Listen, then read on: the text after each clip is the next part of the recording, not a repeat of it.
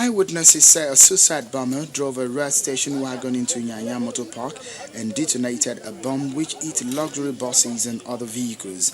Many residents living in the outskirts of Abuja usually take small buses or motorcycles to neighboring bus terminals, such as the one hit by the explosion, to catch government buses into the downtown area for work.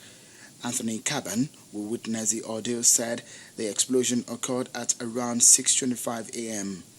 What I saw is that there are about more than 500 people, because the L5 buses were all filled up at about 7 to 8 L5 buses. Those hawkers on the streets, those selling, those going to work along the roadside. Let me say, I can't even give, but the estimate I can give to my own, I think there are more than 500 people. Police, fire engines and ambulances arrived at the explosion site about half an hour later. It was such a terrible incident that the president rushed to the scene and then paid a visit to the survivors. Along with our countrymen and women, we continue to work very hard. The issue of Boko Haram had an ugly history.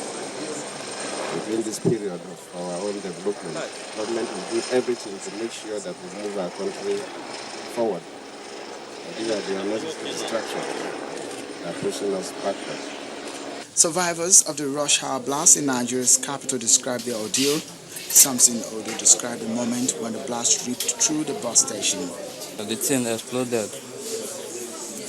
The fire was on me much. I fell down. So suddenly I get myself a bit, and when the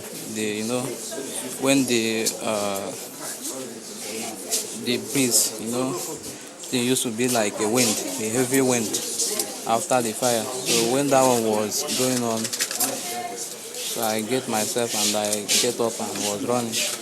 Ogeke Desmond counts himself nothing short of lucky to be alive. I thank God that I'm alive, because the only thing, my own case is a minor case to compare with other people's own. Because yesterday you can see dead body. You can see so many things that happened yesterday. I was like, those people that are doing this thing, are they human beings? Did they have humanity in them?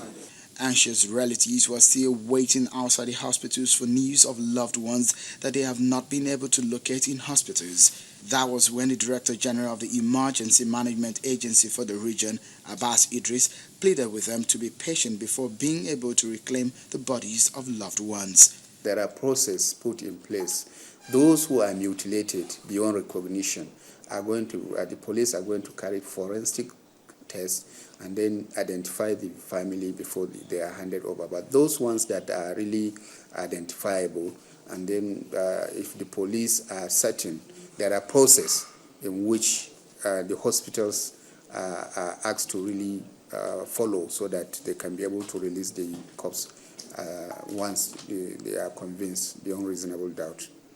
No group has claimed responsibility for the attack, but officials blame the explosion on Boko Haram, a sect which has been responsible for major killings in the West African country since 2009.